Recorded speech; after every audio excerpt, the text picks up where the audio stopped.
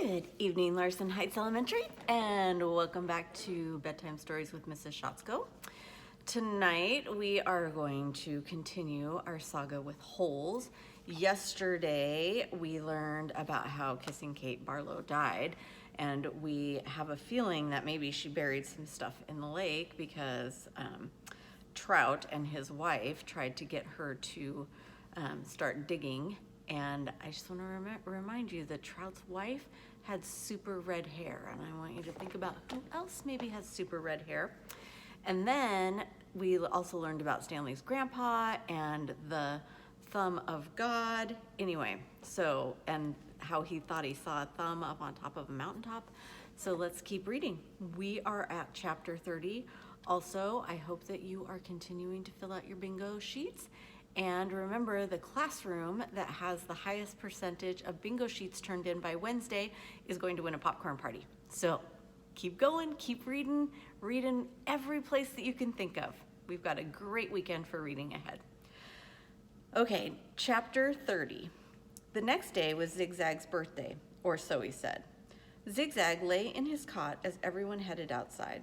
I get to sleep in because it's my birthday. Then, a little while later, he cut into the breakfast line just in front of Squid. Squid told him to go to the end of the line. Hey, it's my birthday, Zigzag said, staying where he was.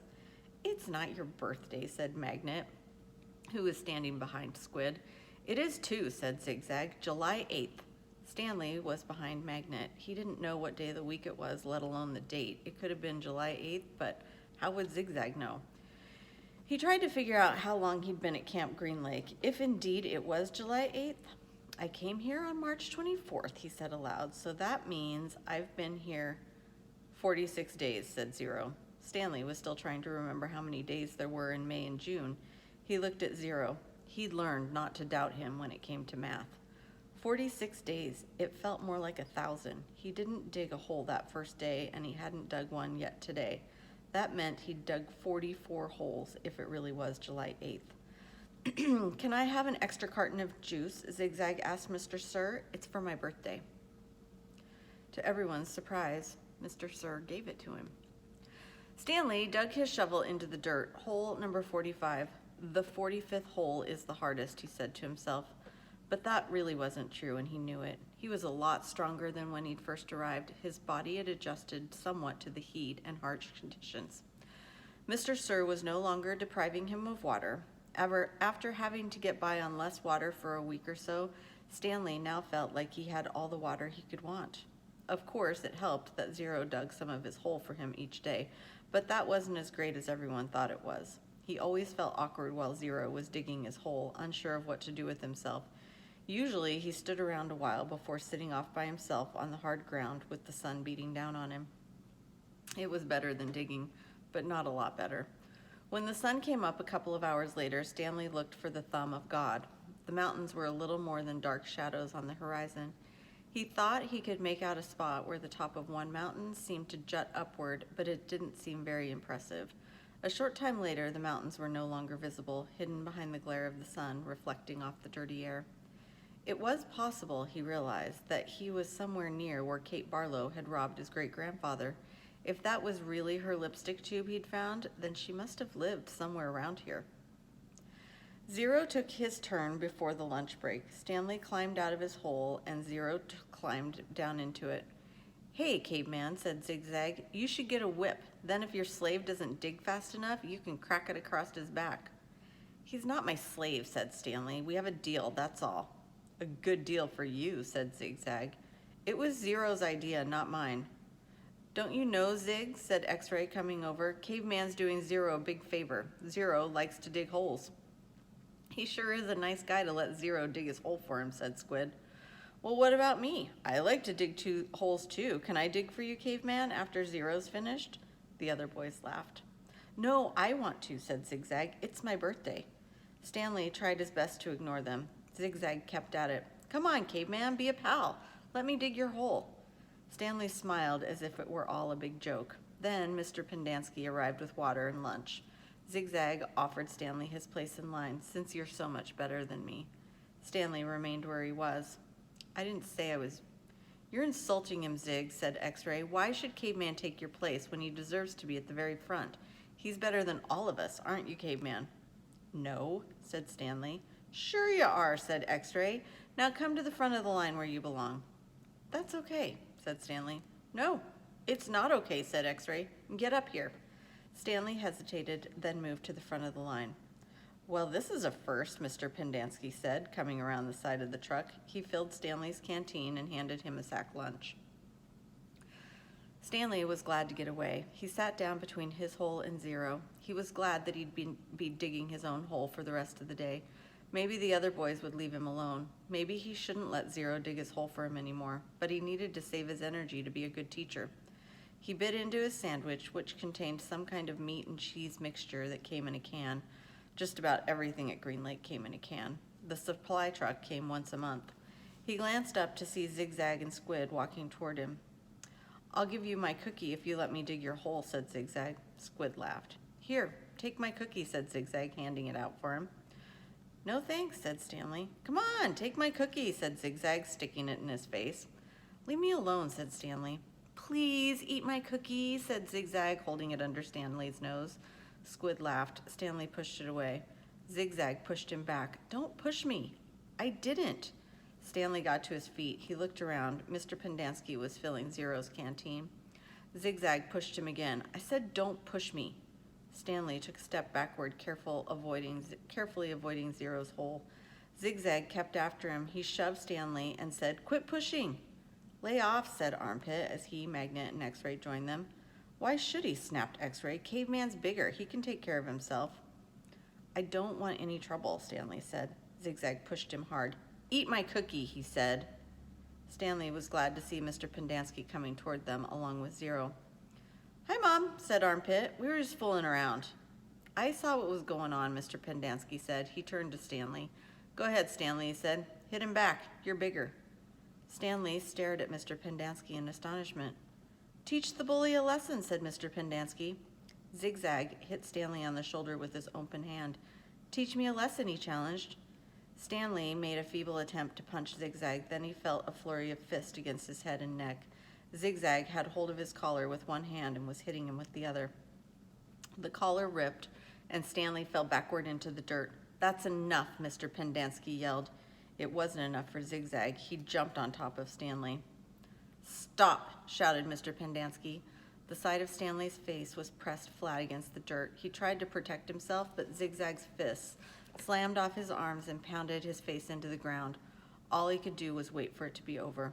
Then suddenly, Zigzag was off him. Stanley managed to look up, and he saw that Zero had his arm around Zigzag's long neck. Zigzag made a gagging sound as he desperately tried to pry Zero's arm off him. You're gonna kill him, shouted Mr. Pendanski. Zero kept squeezing. Armpit charged into them, freeing Zigzag from Zero's chokehold. The three boys fell to the ground in different directions. Mr. Pendanski fired his pistol into the air. The other counselors came running from the office, the tents, or out on the lake. They had their guns drawn but holstered them when they saw the trouble was over. The warden walked over from her cabin. There was a riot, Mr. Pendanski told her. Zero almost strangled Ricky. The warden looked at Zigzag, who was still stretching and massaging his neck. Then she turned her attention to Stanley, who was obviously in the worst condition. What happened to you? Nothing. It wasn't a riot. Ziggy was beating up the caveman, said Armpit. Then Zero started choking Zigzag, and I had to pull Zero off Zigzag. It was all over before Mom fired his gun. They just got a little hot, that's all, said X-Ray. You know how it is. In the sun all day, people get hot, right? But everything's cool now. I see, the warden said. She turned to Zigzag. What's the matter? Didn't you get a puppy for your birthday? Zig's just a little hot, said X-Ray. Out in the sun all day. You know how it is. The blood starts to boil. Is that what happened, Zigzag? Asked the warden. Yeah, said Zigzag. Like X-Ray said, working so hard in the hot sub while Caveman just sits around doing nothing, my blood boiled. Excuse me, said the warden. Caveman digs his holes just like everybody else. Zigzag shrugged. Sometimes. Excuse me? Zero's been digging part of Caveman's hole every day, said Warden. The warden looked from Squid to Stanley to Zero. I'm teaching him to read and write, said Stanley. It's sort of a trade. The hole still gets dug, so what does it matter who digs it? Excuse me, said the warden. Isn't it more important for him to learn to read? Stanley asked. Doesn't that build character more than digging holes? That's his character, said the warden. What about your character? Stanley raised and lowered one shoulder. The warden turned to Zero. Well, Zero, what have you learned so far? Zero said nothing. Have you been just digging Caveman Ann's hole for nothing? The warden asked him. He likes to dig holes, said Mr. Pendanski. Tell me what you learned yesterday, said the warden. Surely you can remember that. Zero said nothing. Mr. Pendanski laughed. He picked up a shovel and said, You might as well try to teach this shovel to read. It's got more brains than Zero. The at sound, said Zero. The at sound, repeated the warden. Well then, tell me, what does C-A-T spell? Zero glanced around uneasily. Stanley knew he knew the answer. Zero just didn't like answering questions. Cat, Zero said. Mr. Pendanski clapped his hands. Bravo, bravo, the boy's a genius. F-A-T, asked the warden. Zero thought a moment. Stanley hadn't taught him the F sound yet. F, Zero whispered. F-at, fat. How about H-A-T, asked the warden. Stanley hadn't taught him the H sound either. Zero concentrated hard, then said, Chat. All the counselors laughed. He's a genius, all right, said Mr. Pendanski. He's so stupid he doesn't even know he's stupid. Stanley didn't know why Mr. Pendanski seemed to have it in for Zero. If Mr. Pendanski only thought about it, he'd realize it was very logical for Zero to think that the letter H made the sound ch sound, made the ch sound. Okay, from now on, I don't want anyone digging anyone else's hole, said the warden, and no more reading lessons. I'm not digging another hole, said Zero. Good, said the warden. She turned to Stanley. You know why you're digging holes? Because it's good for you. It teaches you a lesson. If Zero digs your hole for you, then you're not learning your lesson, are you? I guess not, Stanley mumbled, although he knew they weren't digging just to learn a lesson. She was looking for something that belonged to Kissing Kate Barlow. Why can't I dig my own hole but still teach Zero to read, he asked. What's wrong with that? I'll tell you what's wrong with that, said the warden. It leads to trouble. Zero almost killed Zigzag. It causes him stress, said Mr. Pendanski. I know you mean well, Stanley, but let's face it, Zero's too stupid to learn to read. That's what makes his blood boil, not the hot sun. I'm not digging another hole, said Zero. Mr. Pendanski handed him the shovel. Here, take it, Zero. It's all you'll ever be good for. Zero took the shovel. Then he swung it like a baseball bat. The metal blade smashed against Mr. Pendanski's face. His knees crumbled beneath him. He was unconscious before he hit the ground. The counselors all drew their guns. Zero held the shovel out in front of him as if he were going to try to bat away the bullets. I hate digging holes, he said. Then he slowly backed away. Don't shoot him, said the warden. He can't go anywhere. The last thing we need is an investigation. Zero kept backing up, out past the cluster of holes the boys had been digging, then farther and farther out into the lake. He's going to have to come back for water, the warden said. Stanley noticed Zero's canteen lying on the ground near his hole. A couple of the counselors helped Mr. Pendanski to his feet and into the truck. Stanley looked out toward Zero, but he had disappeared into the haze. The warden ordered the counselors to take turns guarding the shower room and rec room all day and all night. They were not to let Zero drink any water. When he returned, he was to be brought directly to her. She examined her fingernails and said, It's almost time for me to paint my nails again. Before she left, she told the 6 remaining members of Group D that she still expected 7 holes. Okay, Larson Heights, have a wonderful evening, and I will see you all on Monday morning.